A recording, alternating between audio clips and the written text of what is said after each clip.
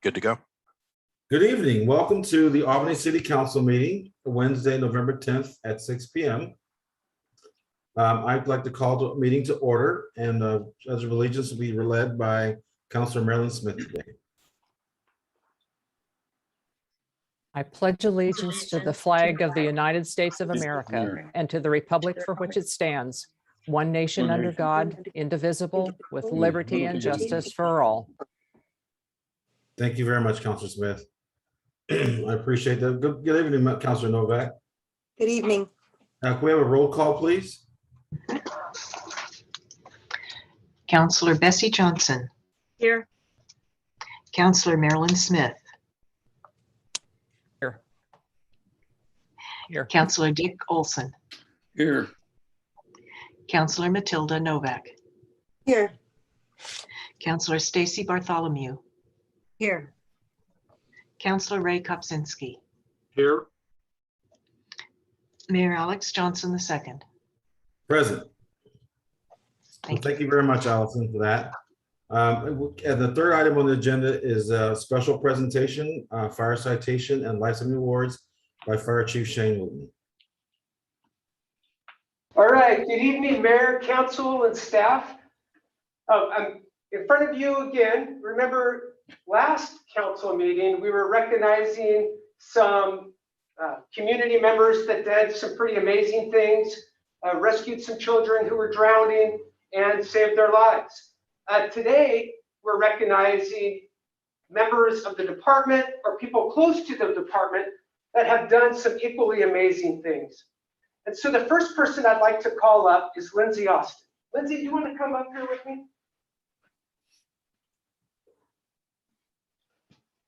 So the Albany Fire Department has partnered with local volunteers and the Albany Firefighter Community Assistance Fund to provide car seat inspections and low-cost child car seats to our community. The program is staffed by certified child passenger safety technicians. Technician training is extensive, ongoing, and non-paid. The program almost came to an end in 2014 if it were not for, at the time, City of Albany engineer Lindsay Austin, who now works for Oregon State for a little while longer. For a few more weeks. When Lindsay heard the program might be ending, she jumped into action and asked if she could be the program's leader. Lindsay has been the keystone to the Albany program since 2014, as well as an important resource to the Corvallis and Newport programs. Over the course of her volunteership, Lindsay has given over 800 hours of time to support families in our community. She has installed and checked over 2,500 car seats. Or another way of saying this, she has kept 2,500 children in our community safe. Lindsay's dedication and passion for child safety goes beyond Albany. ODOT has relied on Lindsay as an outreach resource to other agencies, not only in Oregon, but also Washington. Lindsay is leaving the state of Oregon on a new adventure, and we would be remiss not to recognize her for all she has done for our community.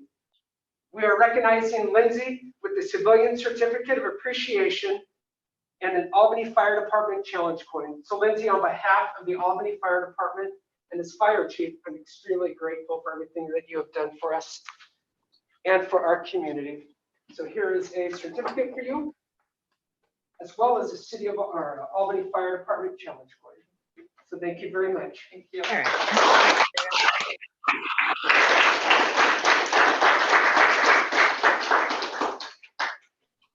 All right, and I should have told you we have two more groups to recognize. But before I call the next group up, I would like to give you a little bit of background because I'm going to be using some terminology that maybe might be new to you. But even before that, we have a policy on how our people receive awards. It starts by a peer or supervisor seeing the exceptional work, and then they complete an application that is reviewed by a group of peers and supervisors to assure that it meets the threshold that we've set. All these awards have been reviewed by this committee and all unanimously agreed that they should be recognized. Another term you will hear is rescue watercraft. This is a large for visualization, it's a large aluminum jet ski. The Albany Fire Department has 2 of these. Both were purchased by the Albany Rural Fire Protection District just a couple years ago. Lastly, I'll reference the word strainer. A strainer is when typically a log or a shrubbery has fallen into the river, creating an obstacle for people on the river to avoid. Frequently, people inadvertently get caught up in a strainer and become pinned up against it or pushed underneath it, frequently getting entangled, branches or limbs, and subsequently, unfortunately, drowning. So the first 2 people I'd like to call up is Tyler Larrabee, and Gabe Anderson is another one of our firefighters. He is ill at home right now, so you're gonna stand up here by yourself with me. All right, so a little bit of background on the incident. On May 18, 2021, a group of people were recreating on the Santiam River near Jefferson when a total of 6 people became stuck on 3 different trees. The water being too swift and deep for them to traverse to safety, all became stuck and in peril. Albany firefighter Tyler Larrabee and firefighter Gabe Anderson responded along with other members of the Albany Fire Department and Jefferson Fire District. Firefighter Larrabee operated the rescue watercraft and firefighter Anderson was the rescue swimmer. Both Larrabee and Anderson successfully navigated the waterway and all the trees and limbs, successfully taking each one of the victims to safety. Their superior skills and training paid off that day, saving 6 people from danger and potential death. So this evening, we're recognizing firefighter Larrabee and firefighter Anderson with the Albany Fire Department Life-Saving Ribbon, a unit citation, and a certificate signed by myself and Mayor Alex D. Johnson II in recognition of your efforts. So, Mr. Larrabee, here are your certificates. And then also for your uniforms, a life-saving ribbon, as well as a unit citation ribbon. Well done. Thank you.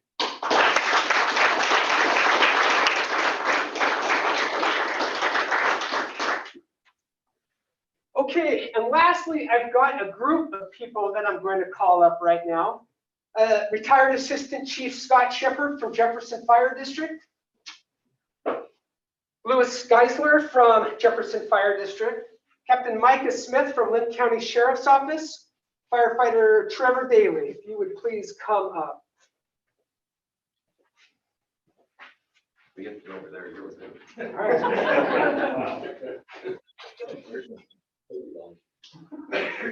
All right, Mayor, Council. On June 18, 2021, there was a report. Oh, actually, and Chuck Perino, get up here. Chuck.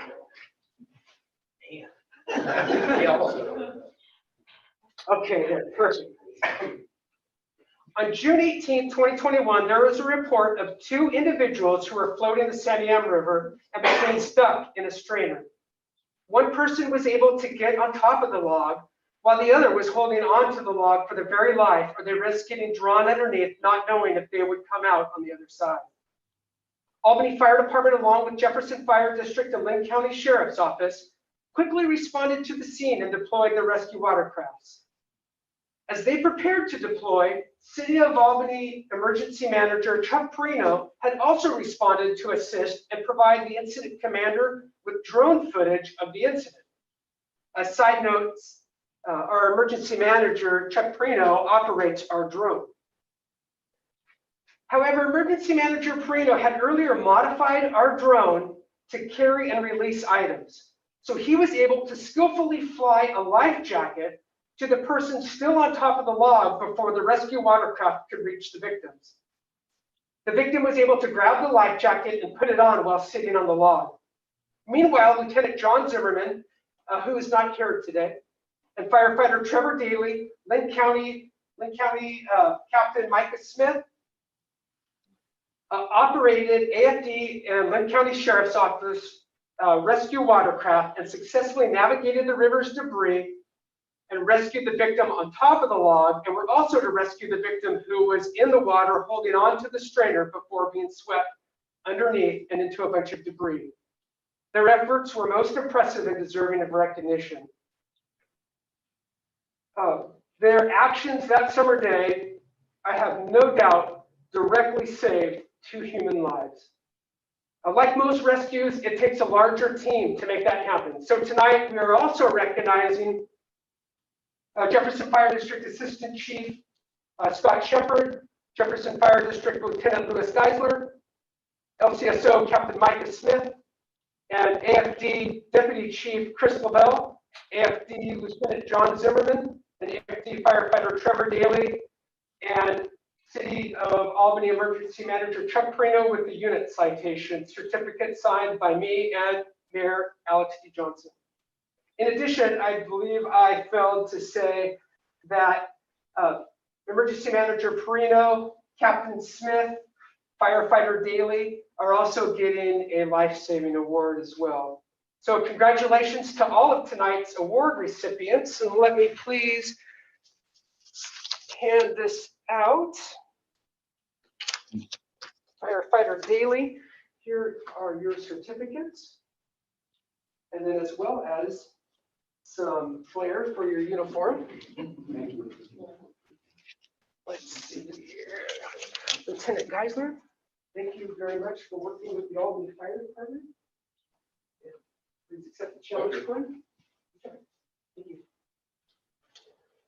Let's see here. Chief Shepard, very good. Thank you very much. Thank you. Do that. And the handshake. And then Captain Smith. A couple of these. And then a challenge coin. Thank you, sir, very much.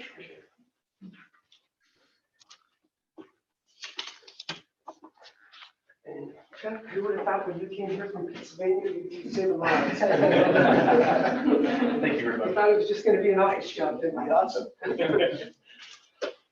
All right, Mayor and Council, that is our presentations. Those are our presentations for the evening. And so thank you very much.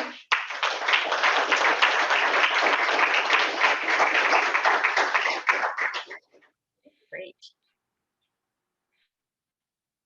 You're on mute, Alex. Thank you, Fire Chief, and all those who contributed to the success of saving those lives and making sure we do things right for our citizens.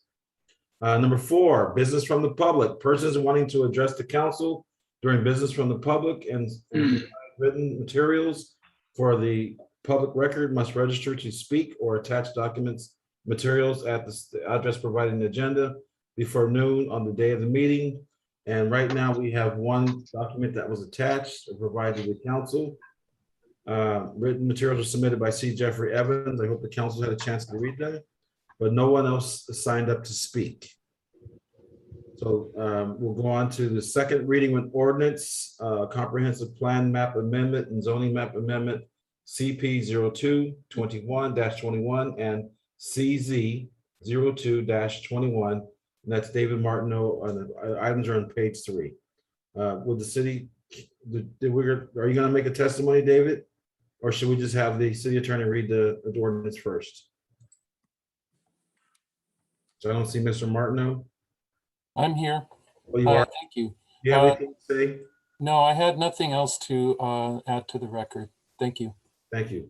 Would the city attorney please read the ordinance? Yes.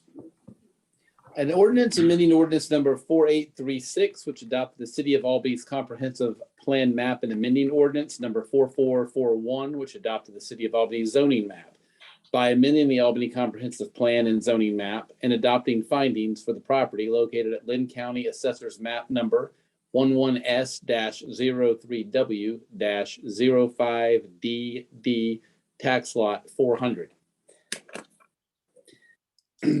Council? Mayor, this would be I want to take an opportunity real quick to say that this would be a time for deliberation and discussion before there's a motion, if the council wants to make a motion to approve or deny this. But I also wanted to put on the record that several council members, maybe all council members, but I know several council members received letters from neighbors after this public hearing had been closed. And I had sent out an email basically requesting that the council disregard any of these letters. And there was some questions as to why we would do that. And so I wanted to kind of put that on the record real quick, give an explanation. Okay, Number one, when the record's closed, we're not, the council is not supposed to accept any new testimony, being written or oral testimony. Second of all, it's considered ex parte communication at that point, because any evidence or testimony that's presented to the council through an email, the other side, in this case, the applicant, would not have an opportunity to rebut that because they're not receiving that email. They don't know what's contained in that email, and so they don't have an opportunity to speak to the contents of that email. And as a decision maker, and in this case, as a judge, if you look at yourself as a judge, it would be the equivalent of if say you were on trial and the prosecution makes their case and your defense counsel makes their case, and then the judge says, well, I'll take this under advisement. And then later that night, the judge goes out and has dinner with the prosecutor or someone who is on the side of the prosecution that tells them more about the case. The defense and you as the defendant would not have an opportunity to hear that evidence or rebut that evidence. And it wouldn't be appropriate then, and it's not appropriate to consider evidence after a case is closed or a public record is closed here or public hearing. If we were the council to consider new evidence in this particular case, we would have to reopen the public hearing to give the other side an opportunity to rebut this new evidence. Additionally, in this case, because the hearing had already been closed, we would not only have to reopen the hearing, we would have to re-advertise the hearing, because tonight the public is not aware that this has happened. So if the council is going to consider any new evidence that has come up after the public hearing was closed, we would have to re-advertise this hearing and basically do it over again.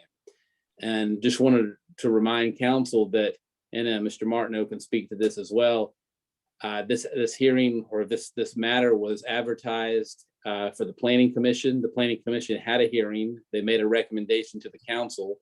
The meeting from the city council meeting was advertised, and all property owners within a certain distance were notified of the meeting. And then there was testimony presented at that hearing, that public hearing of the council. That was the time to present that. It wouldn't be appropriate to consider materials after the fact. But again, if the council does choose to do that, we would need to re-advertise this hearing and basically have it again. So that's a long-winded way of saying my advice would be not to consider the emails that you received after this hearing was closed. So, but I'm happy to answer any questions. So. I think Councilor Novak has a question. Mm-hmm. I do, yeah. Just in terms of clarification, I know this whole last year, being my first year ever serving on the council, I have been learning a lot about how things are done and how they work. And I think it's safe to say that I speak for some segment of our local population that had no idea and has no idea. And while I do understand how things are done and that people within an area where there is to be a hearing, we reach out to them in certain ways such that they're supposed to be aware that there's a hearing. And, if they miss it, I guess, here's my concern.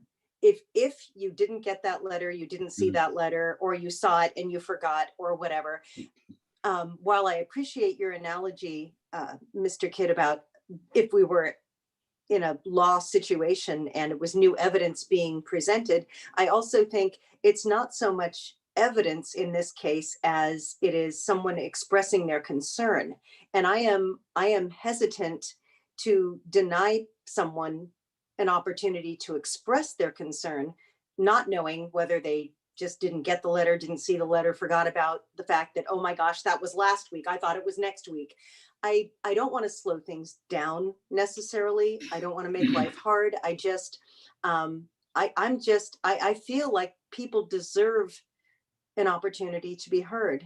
And that's all I want to say about that. I feel like they deserve an opportunity to be heard. And I don't think it's wrong necessarily to have another hearing, to let people be heard who weren't heard. And maybe we all learn that better how things work. Thank you, Counselor Thank you. Novak. Counselor Smith was next. Yes, I wanted to say that in our role in holding the hearing, we were in a quasi judicial role, which makes it like a court of law. It's the same thing. We are the judges. We are taking testimony, we are evidence in the case. This is evidence in the case. It's not like business from the public where we invite people to come and speak. It's a different case. It is a legal matter, and we have had a legal hearing according to the state land use laws, advertised with legal notice, gold sign on the for the Planning Commission public hearing, and then for our public hearing. So it is a differ from it was normal business from the public council business. This is a legal matter. Thank you. Thank you, Counselor Johnson. And Counselor Olson afterwards.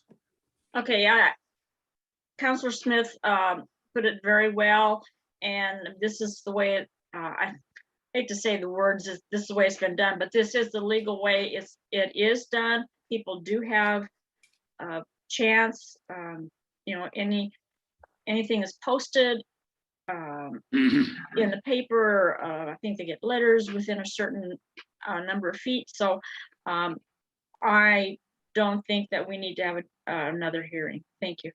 Thank you. Counselor Olson was next.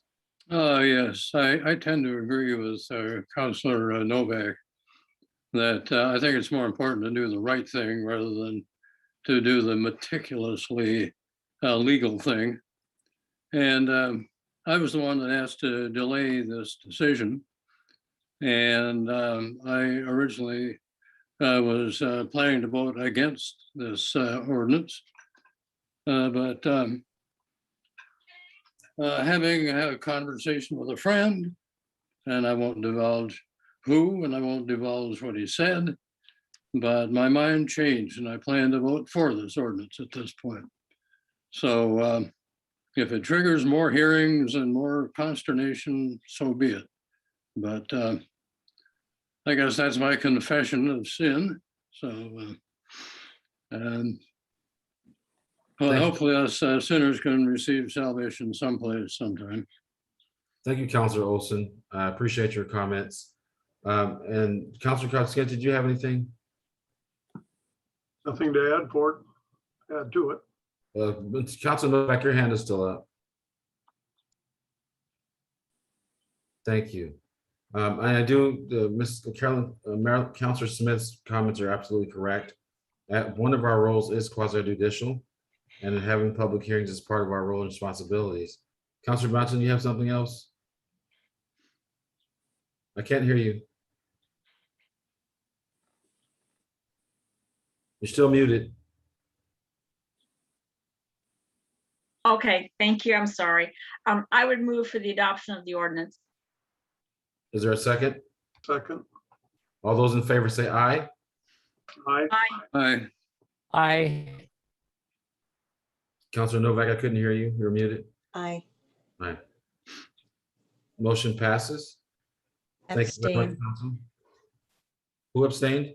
Well, Counselor Smith, Counselor Bartholomew abstained. I apologize for that. Mayor, We'll do a roll call vote. Mayor, Yes. oh, there I am. Okay. An abstention needs to be announced ahead of the vote. Okay.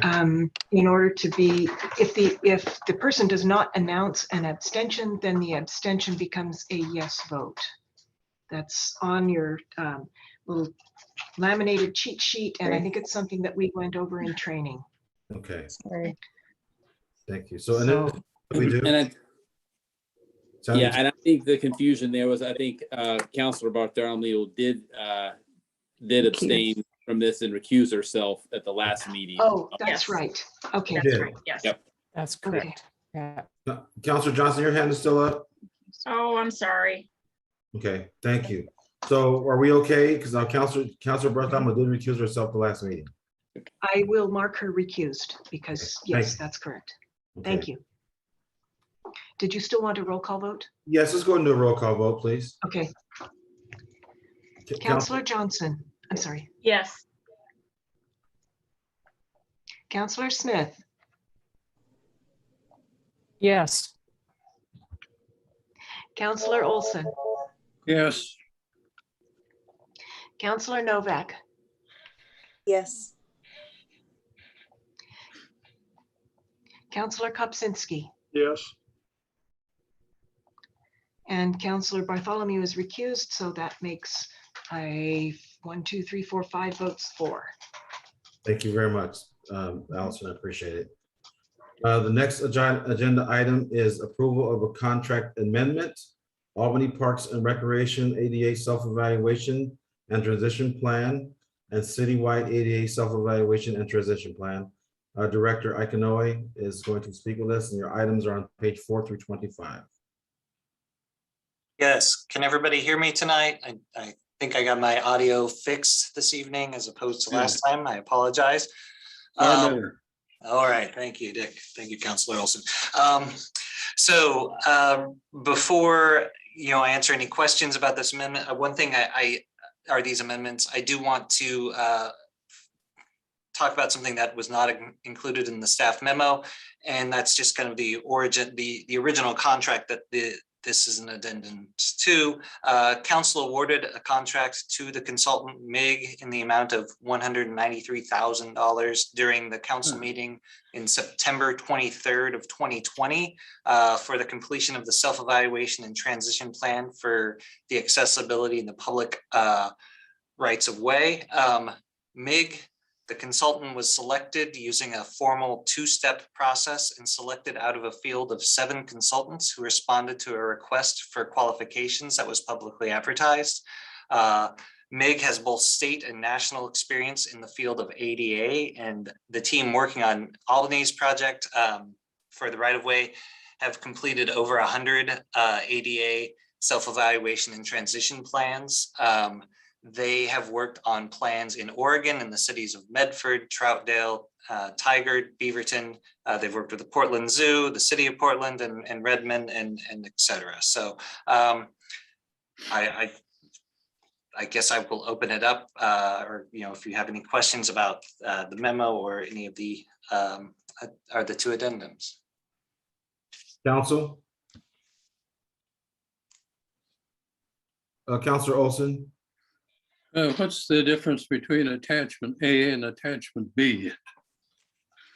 Good question. So the way this kind of got divided up, because we'd actually done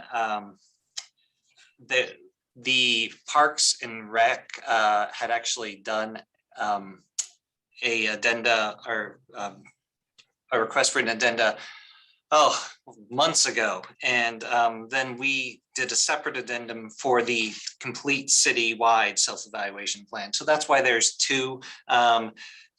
The Parks and Rec ADA self-evaluation was, I think Kim and her crew had originally worked on this way back in June, and then the addendum B is just for the citywide self-evaluation.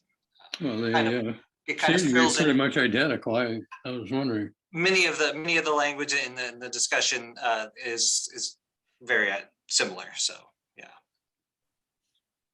And the other thing I was wondering about, seems like the council is pretty much left out of it as usual until the very final thing when it comes back to us. And after a short perusal of it, we're expected to adopt it. And I'm wondering, are we legally asked not to be involved, or what is the situation with that? No, I apologize if you don't feel that there was enough information and given with the specific addendums earlier. At the meeting on a couple of weeks ago, I talked about the preparation for this and some of the work that's gone into this. So I apologize if you didn't feel like you've had enough time to sit and look over these. Oh, I'm not talking about this. I'm talking about the results of the survey. Oh, When you get into deciding whether building X needs this or that, or whether we need to cut down every tree in the city's right okay, away. gotcha. Okay, no, Yeah, the report was fine. Yeah. okay. I think council can be involved as much as possible. I mean, in this process, the initial survey was kind of targeted towards staff and some community, but this will be an ongoing process. So as, I mean, it impacts all the things that you all oversee. So yeah, I mean, we will make sure that you're kept up to date, and when there are surveys sent out with these projects going forward, we can certainly make sure you're included in those. Okay. Oh, thank you. Thank you, Counselor Olson, for asking that question. Any other counselor have something? Counselor Johnson, please. And then Counselor Novak afterwards. Okay, trying to lower my hand. Okay. After reading the memo, I mean, I'm looking down on page 16 about city staff involvement processing payments. Maybe I missed it. How long does this, is this a constant continuing thing, or is it just a one evaluation for, all the projects? It's going to take a while, I understand that, but it's not going to go on and on and on, is it? No, the scope of both of these will be about a year. It's about 12 months. There's kind of at the back there, there's a sample estimated project schedule. So that's roughly broken down into 12 months. So that'll be approximately how long it takes. That's for the plans to be completed. So. Okay, so basically what they're talking about, the monthly payments is the full amount just divided into the payments then, instead of one lump sum. Okay, that sounds good. Thank you. Counselor Novak. Thank you, Counselor Johnson. Counselor Novak? Yeah, I just wanted to say, after looking at some of the information for tonight, I kind of agreed with Mr. Evans. I sort of am wondering at paying $193,000 for a consultant who, or a group of consultants. And I just thought that Mr. Evans presented his information very well, and I'm a little bit at a loss about how things are done here, about how we spend huge amounts of money on consultants for things. And it seems like maybe they aren't doing the best possible job. And for that amount of money, it should be flawless, I think. Thank you. Counselor, any other counselor have a comment or statement? If not, I do have, Counselor Bartholomew. You have the floor. Thank you. I am wondering about how I appreciated knowing that the consultants were chosen from a pool of 7 applicants, and that they have an extensive experience, because some of the things that were mentioned by Mr. Evans were like disturbing. And I was wondering how they were able to, they must word their surveys in such a way as to elicit specific knowledge from the staff, because I was just wondering, because a lot of staff are not, don't have barriers to accessibility. And so they would have to word it in such a way as to, bring out that information from staff who have that day-to-day contact with the city facilities and services. So I was wondering about that. Counselor Bartholomew, I'll jump Thank in. you, Chris. So that is what happens. I mean, and one of the reasons we pay the consultants is because they have a great deal of experience with the law and understand, what would put us in compliance with the law as compared to where we are now. And so they will ask questions like, for a program, for instance, they'll ask, if a person, or let's take this council meeting, if a person were to request an accommodation, what is the city's process for handling that accommodation? And then staff would describe that process, and then they would tell us whether or not, in their experience, that meets the obligations of the law. And it would go on and on and on from there. So our role is to basically disgorge all of the work that we do to the consultants, and then they say, okay, here are the things that we know trip municipalities up, or programs or processes that appear to us to not be in compliance with the law, and they walk us through what would be versus where we are now. And that is what happens. It's pretty interactive. At least it has been for the parts we've worked on so far. Stacy, do you have anything else? Thank you for answering that question, because that's what I was mulling that over, and I assumed that was what was happening, but I was hoping that I could have some confirmation on that. Sure. And it would help, expand our understanding of the process. Sure. Yeah, and I guess if I may add, the work products that are being developed, they are public documents that would be available for council or the public to review. And I think all parts of the citywide ADA transition plan, there will be presentations to council to present the information as well. The self-evaluation part of the project, it was pretty extensive, and staff was asked about everything from programs, policies, standards, specifications, basically just to identify our gaps in our knowledge, and then gaps in standards and specifications that need to be updated. And then I will also share, it is a big amount, Councilor Novak, as far as the contract goes. But when you look at the assets in the right of way that have to be evaluated, I think we have over 200 miles of sidewalks. We have at least 21 signalized intersections, the bus stops. There's just a lot of assets that have to be looked at, and this work was done over, probably a period of 4 months. It took the team that Mick put together to do all the evaluations.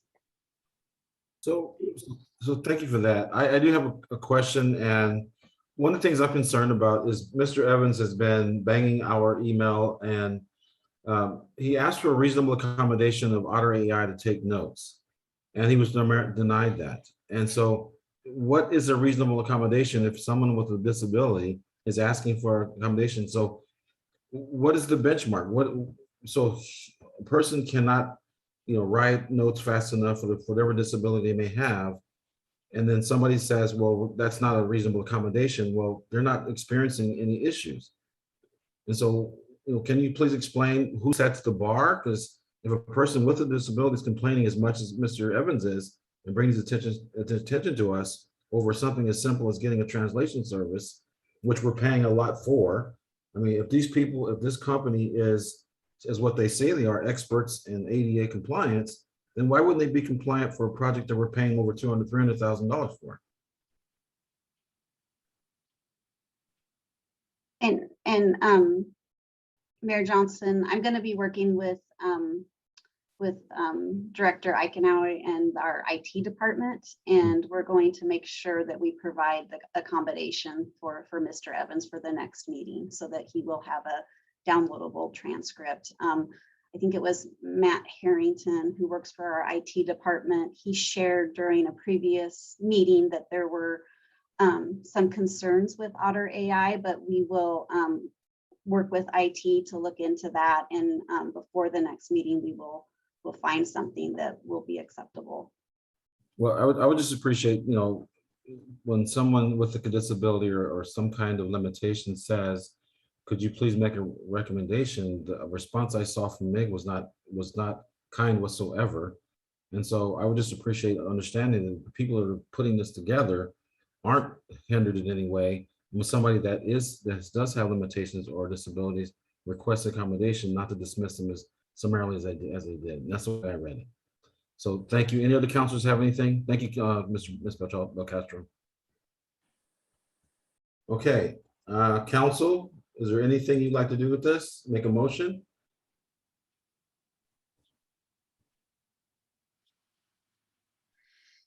I'll move to approve an amendment to the contract as requested.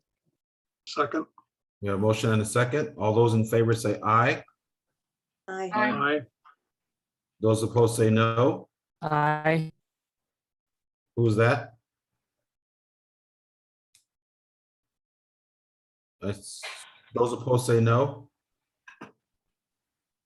Oh, Maryland had a delay. I'm sorry. That's your normal delay. Is that correct, Counselor Smith? Yeah, I voted in favor. Okay, so yours came in after I asked about no. Okay. That kind of threw me off. I'm like, wait a minute, what happened there? So thank you. So looks like the motion passes. Sorry. Director Ekanoy and Ms. Belcastro, please keep us in the loop. I greatly appreciate it. Thank you, Mayor. Thank you, Council. Next item number 7, declare a surplus property at 401 Main Street Southeast.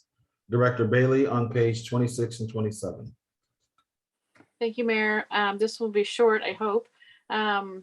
This is the lot where the Cumberland Church was. And now that the church has been moved, the city can sell this lot. We don't have a purpose for the land. And this is something we've been working on for a long time. So the process would be if the council agrees to declare it surplus tonight, and then we would advertise and take offers or bids or whatever the process is. Probably just try to get as large a pool as possible, people that might be interested in the land. And then we'll come back to the council and hold a public hearing and discuss that with you at that time. Are there any questions? Thank you, Councilor Director Bailey. Does anyone have any questions for Councilor Bailey? No, Director Bailey? Trying to make him the counselor. That's okay. I have Councilor Olson, not Director Olson, Councilor Olson. How much did we pay for that lot and the church to begin with? When we purchased it, we purchased this lot and a little sliver of right of way across the street in the commercial area. And I believe the total was $200,000. Oh, that sounds familiar. Yeah, thank you. Thank you, Councilor Olson. Any other councilor have any questions or any concerns? Okay, would a councilor like to make a motion on this property? I move the city council declares the lot at 401 Main Street Southeast as surplus property. Second. I have a second. Thank you, Councilor Johnson. All those in favor say aye. Aye. Aye. Those opposed say no. Aye. It happened again.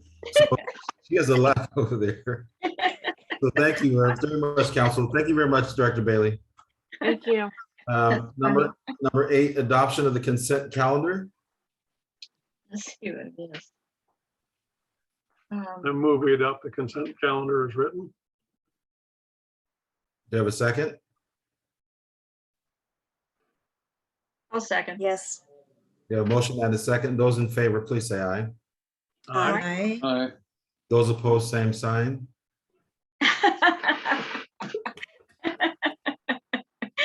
Good job, Marilyn. So it looks like the motion passes. Next one, accepting a B. It's not funny.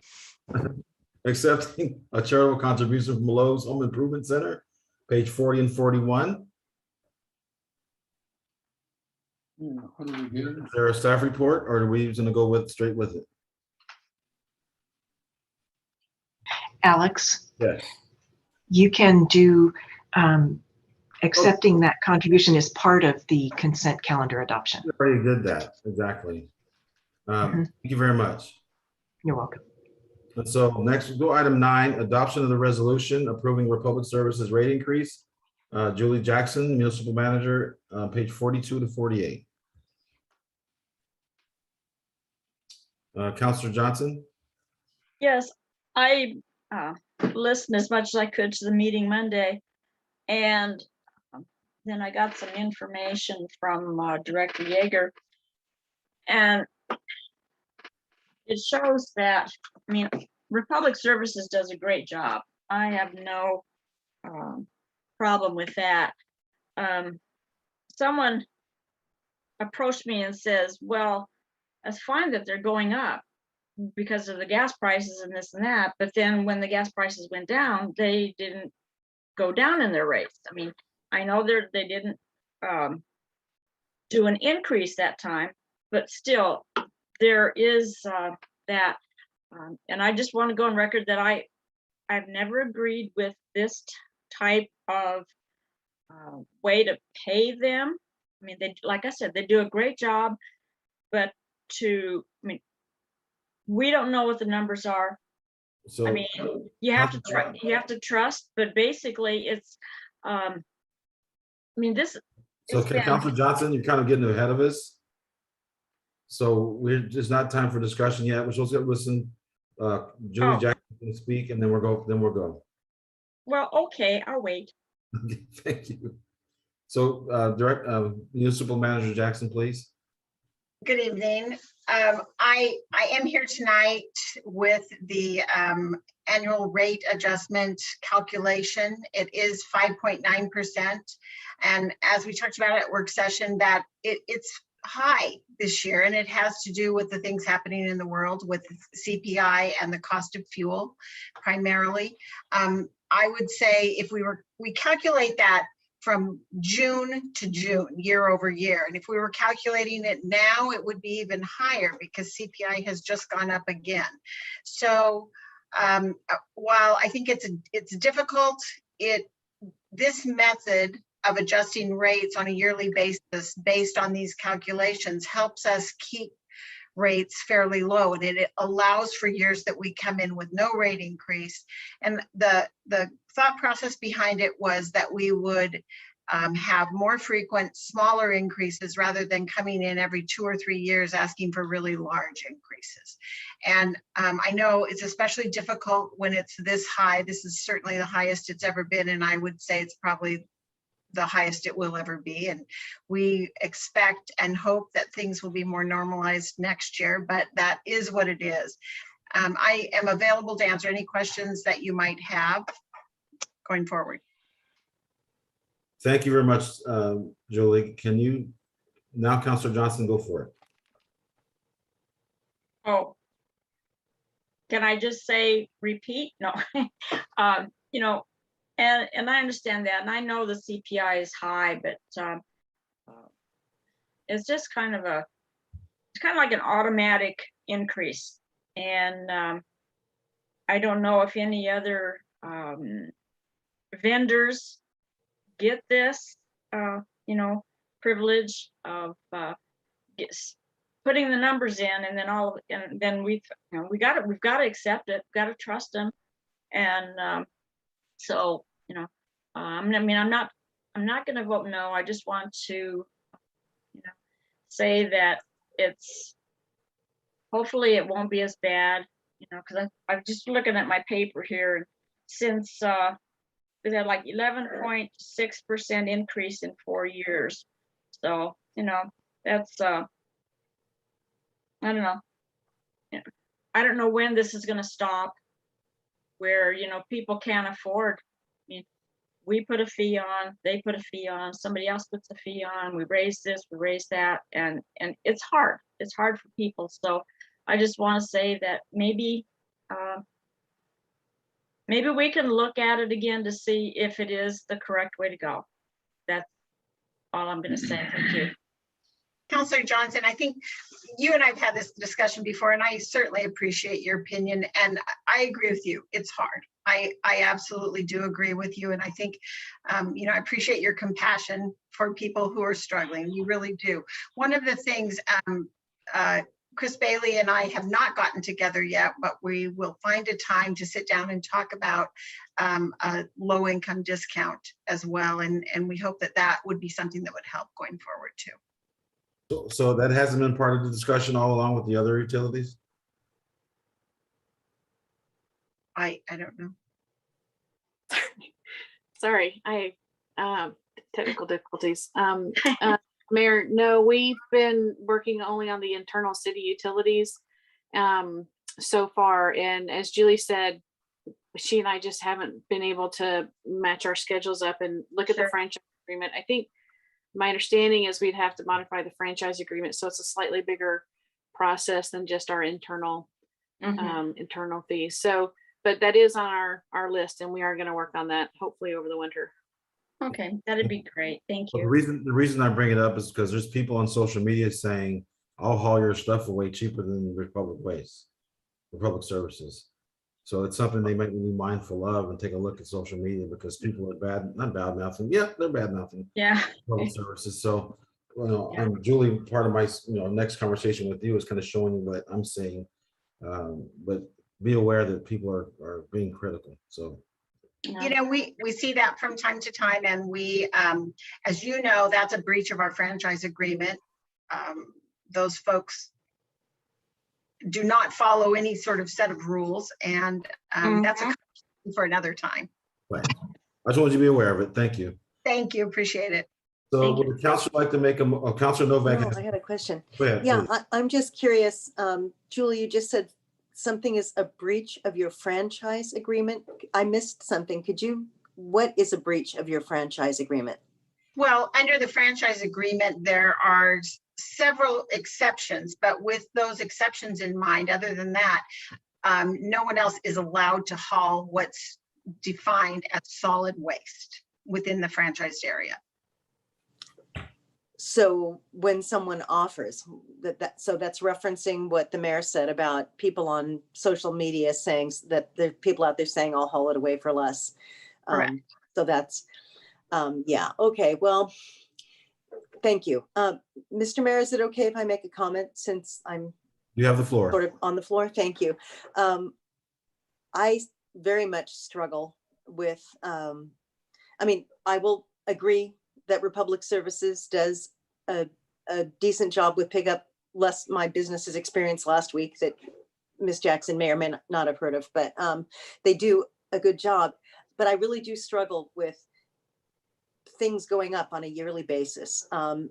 There are those of us in the workforce who don't get increases in cost of living. We don't get automatic more money. So I'm going to speak on behalf of people like myself who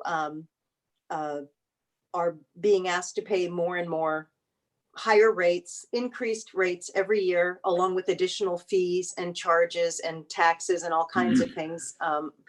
It's very, very difficult. And if there is any way to, in any way, alter the system and make it less burdensome on average folks, I am all for it, and I'll do anything I can to help bring that about. Thank you. So would council like to make a motion? Oh, excuse me, Councilor Smith has something. Can you hear me? Yes. Councilor Norwood, can you put your hand down, please? Okay, Go ahead, Councilor Smith. thank you. I just wanted to remind people that the rates that we charge for our own utilities, that Republic charges for its service, and other services that we pay money for cable and so on and so forth, don't automatically go up every year. We have a track record that we can review showing that we don't automatically raise our utility rates every year. Certainly Social Security doesn't raise its rates every year. They are this year for the, well, they did last year, a little tiny one, but those rates are not automatically increasing every year as a rule of thumb. Thank you. Just a reminder. I was just concerned, I was curious as to the increase that Social Security is getting 5.9%, and the rate's going up 5.9%. So that was kind of weird to me. So having said that, does the council like to make a motion? I move that we approve the rates as presented to us. Do you have a second? Second, Those in favor say aye. aye. Aye. Aye. Aye. Those opposed say no. Motion passes. Thank you very much, Ms. Jackson. Thank you. Next on the agenda is the business from the council. Council, my first on my screen is Councilor Olson. I don't have anything tonight. Thank you. Councilor Johnson, you're next up. Nothing tonight, Your Honor. Thank you. Councilor Kopczynski. Nothing tonight. Thank you. Councilor Smith. In spite of the nasty weather coming our way, and it's over my house right now, I wanted to remind people that this is a good opportunity to take advantage of the weekly yard debris pickup and put your leaves in the yard debris cart. They are down all over town, and they're just going to stay there and clog up the storm drains if we don't move them. So if you have an opportunity, 10 minutes, 15 minutes, go out and pack that and keep the storm drains clean. Thank you. Thank you for Councilor Smith. Councilor Bartholomew. I just want to emphasize what I brought up on Monday regarding that opportunity to collaborate. And I'd like to talk further about that. Thank you. Councilor Novak. I will just say today is the birthday of the Marine Corps, and I want to honor not only the Marines, but everyone who served in any branch of the military and thank them for their service. Here. Thank you. So, and with that, I will talk about, I have a few things. One, tomorrow's Veterans Day, and it's going to be an interesting day with the weather, but we have 35 locations or 35 floats. We have a Grand Marshal this year, Mr. Russell, is over 100 years old, and he was at Pearl Harbor on December 7th, 1941, and other dignitaries that will be in the parade. One thing I did find out today is that car dealerships are down to nothing. I went to one car dealership, they have one car on the lot for sale that was new. And so things are happening, things are tight, but tomorrow's Veterans Celebration is going to be amazing. And I hope all of you get a chance to visit the different locations around town. There's maps at City Hall, there's maps at the Visitors Association, and the Wall of Honor is up in City Hall. And tomorrow, whether rain or shine, the Air Force drill team will be on Broad Alvin doing the drill every 15 minutes to half hour on Broad Alvin. So with that, I will then thank you all for being here tonight and turn it over to the City Manager Pro Tem for his discussion, his report. Yeah, I just have a couple things. I'm going to try to channel my inner Peter Troutson. And we've had actually some computer problems over the city over the last couple of days, and want to really give a shout out to IT Director Sean Park and his staff for figuring out some workarounds and getting everybody back on their computers and back to work. They've really done an amazing job. And also just wanted to thank all the vets in our community, but especially the veterans who work for the city of Albany. We really appreciate their service to all of us. So with that, Mayor, that is all I have. Well, thank you very much, Fire Chief. We're supposed to go to recess to executive session, and we'll do that now. Let me get down to that part of the agenda. Recess to executive session to discuss current litigation or litigation likely to be filed in accordance with ORS 192.660 subsection 2H. Representatives of the news media, the designated staff, and other persons shall be allowed to attend executive session. All other participants will be moved into a waiting room, or you can leave and rejoin the meeting in a few minutes. Your screen will display this message. Please wait. The meeting host will let you in soon. When the council returns to open session, participants remaining in the waiting room will be readmitted to the meeting. Representatives of the news media are specifically directed not to report any of the deliberations during the executive session, except to state the general subject of the session as previously announced. No decision will be made in the executive session. I will now sit recess to executive session at 6:59 PM.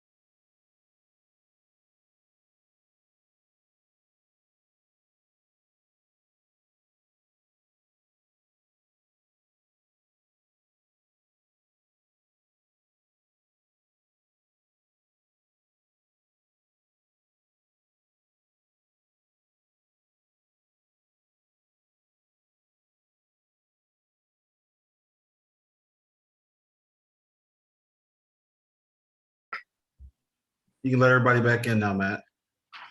You're good to go. Thank you very much. So the next item 14 on the agenda is next meeting dates, Monday, November 29th, 2021 at 4 p.m. is a work session. And Wednesday, December 1st of 2021 at 6 p.m. regular meeting. I wish all of you a wonderful Thanksgiving. Eat lots of good food, watch a lot of football, enjoy your family, take lots of pictures, and then have a wonderful Thanksgiving. I wish you all a good night. The meeting is adjourned. Not everyone. Good night, everyone. All right.